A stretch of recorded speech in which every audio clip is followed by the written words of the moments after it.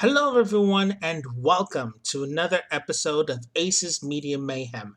I am your host, Ace, and I thank you for joining me on this wonderful day to hear about another good story that you should enjoy. One of my favorite pastimes I like to do on my days off, besides playing video games, is to grab a book from my collection and read it. It's a natural form of escapism where I can disappear into the pages and immerse myself in a brand new world and follow the stories that occur there. We also have the privilege of having a large number of books, both classic and modern, be made into movies.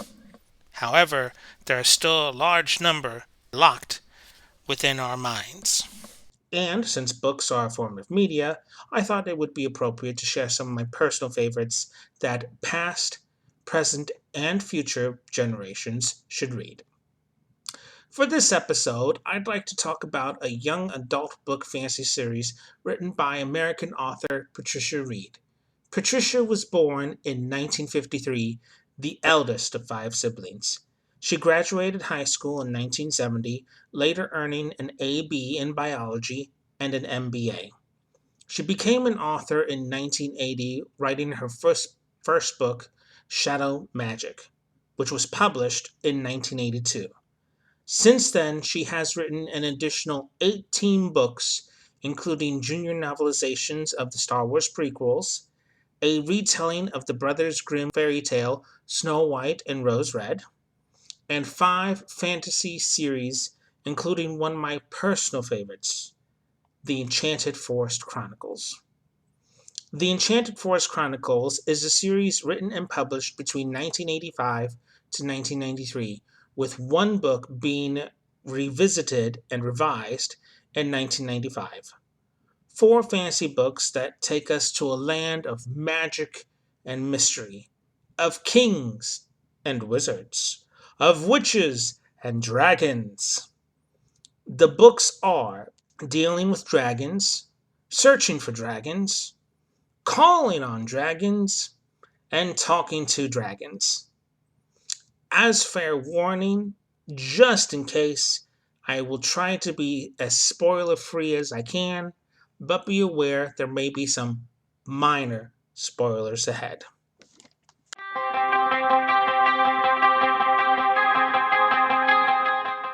Dealing with Dragons is the first book chronologically in the series. We are introduced to Princess Cimarine, a traditional princess who is proper, composed, elegant, and Cimarine is everything a princess is not supposed to be. She is smart, headstrong, stubborn, knows how to fence and use magic. You get the idea. She's kind of like the before Fiona. She's also bored out of her wits. Needless to say, to avoid even more boredom, to get away from princess expectations, she decides to run away and go live with some dragons. Yes, some dragons. When she arrives, she gets chosen by one of the most powerful dragons in the entire mountain, Kazul. This is just the tip of the iceberg, however, as Cimarine's presence leads to an encounter with a witch, a djinn, a talking bird, a stone prince, a stubborn prince, and some wizards. I don't think she's going to be bored anymore.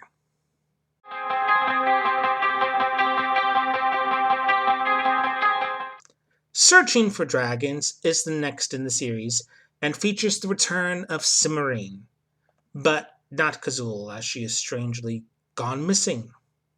So, Cimarine is going to be getting some help from an unlikely source, Bendabar, King of the Enchanted Forest.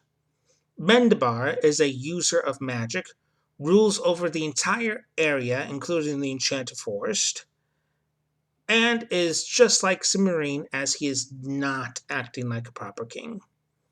Together, the princess and the king go on a journey to find Kazul with the aid of a leaky magic sword, a magic carpet, and their wits.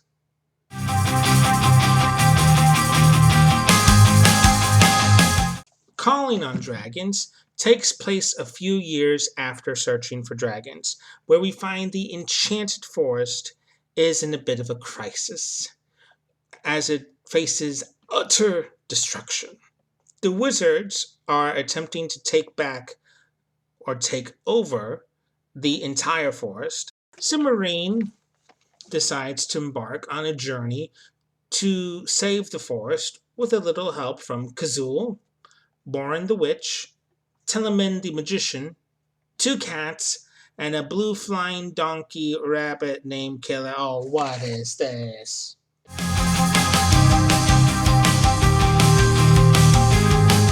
Finally, in Talking to Dragons, we move ahead about 16 years and are introduced to a fellow named Daystar. Daystar has lived his entire life with his mother at the age of the Enchanted Forest and has been taught a lot of unusual things, such as reading, writing, fighting, magic, and dragon etiquette, which is good for him as his mother decides to give him a magic sword and kick him out of the house. Now, Daystar is stuck with a sword he has no idea how to use, he has no idea where he needs to go, and apparently, everywhere he goes, people know him even though he is encountering them for the first time.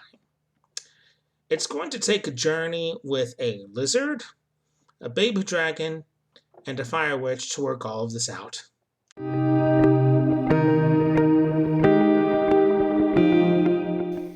One thing to keep in mind when it comes to grading the books is that it is better to consider them all as one rather than separating them into the individual books. Patricia Reed is an exceptional writer for young adults. I myself, when I was younger, thoroughly enjoyed these four books. Her work has also been recognized by the American Library Association, in which she has won Best Book for Young Adults awards, and by the International Reading Association, in which she has been awarded for Young Adults' Choice books. Her writing is very well done, and it is easy for young adults to understand what is going on in the story, especially when it comes to the amount of detail within the book. It's not a lot of detail, but it's enough to be able to paint a clear picture of what is going on. Her characters are a little bit colorful, although I would have appreciated a little bit of a stronger story to see about their past and a little bit more interactions between some of them.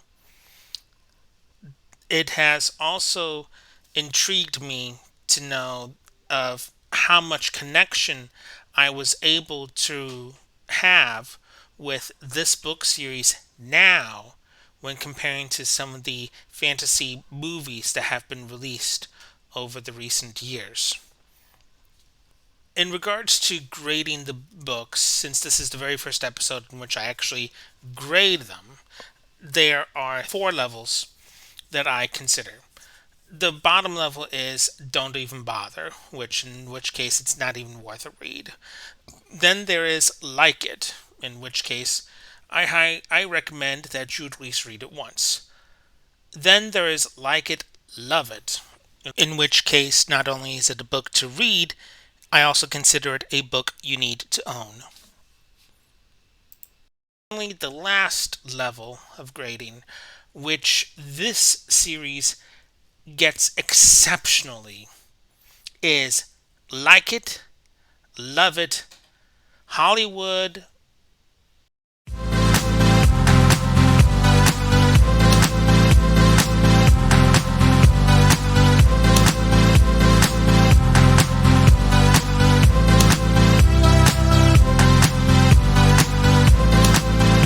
Thank you for joining me for another episode of Ace's Media Mayhem. Join me next time as I continue this journey of reviewing some of the retro and current media. See ya!